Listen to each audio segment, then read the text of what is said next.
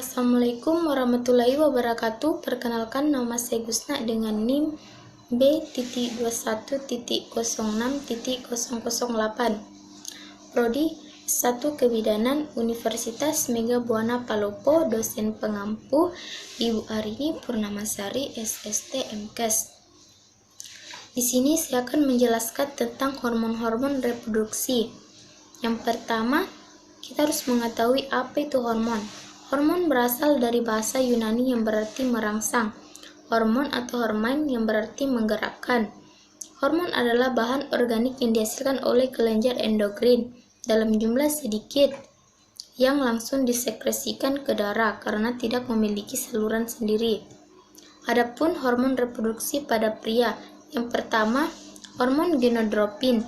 Saat anak laki-laki memasuki masa pubertas, tubuhnya akan memproduksi lebih banyak hormon gonadotropin. Hormon ini dihasilkan oleh kelenjar hipotalamus. Hipotalamus pada otak. Kenaikan hormon gonadotropin kemudian akan merangsang reproduksi hormon luteinizing hormone dan hormon perangsang follicle stimulating hormone yang dihasilkan oleh kelenjar. Yang kedua, hormon FSH atau follicle stimulating hormone. Hormon ini sangat penting agar reproduksi pria dapat menghasilkan sperma. Setiap hari reproduksi sperma yang dihasilkan bisa mencapai 300 juta dengan masa pembentukan tiap sperma sekitar 65-75 hari. Yang ketiga, luteinizing hormone atau LH. Hormon ini dilepaskan ke dalam darah, akan terjadi reproduksi dan pelepasan hormon testosteron sebagai hormon utama pada pria.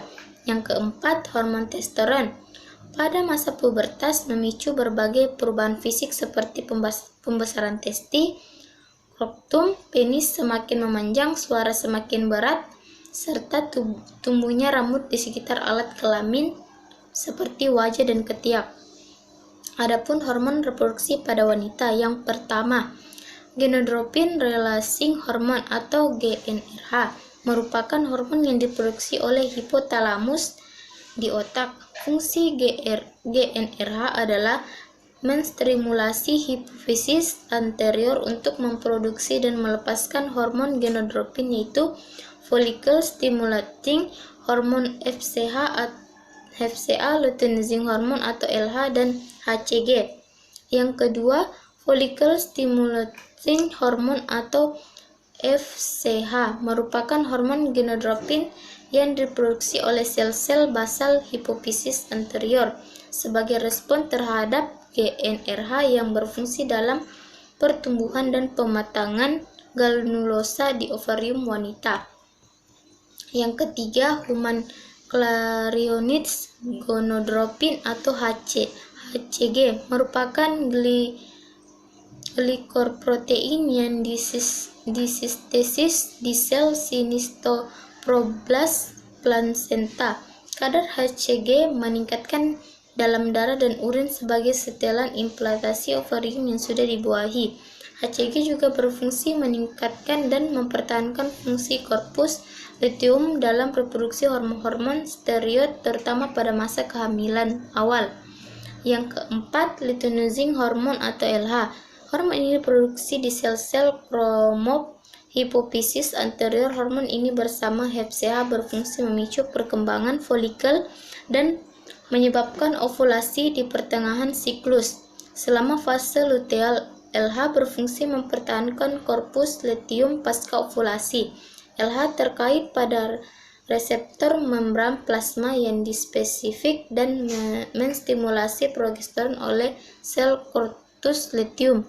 Yang kelima, estrogen dihasilkan oleh ovarium. Terdapat berbagai jenis estrogen, akan tetapi yang paling umum untuk reproduksi adalah estradiol.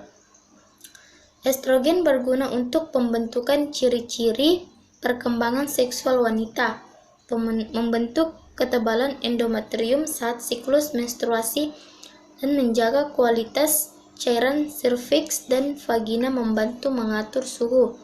Yang keenam, progesteron.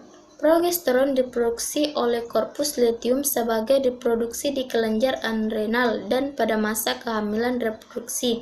di plasenta. Fungsi progesteron adalah mempertahankan endometrium sehingga dapat menerima implantasi zigot.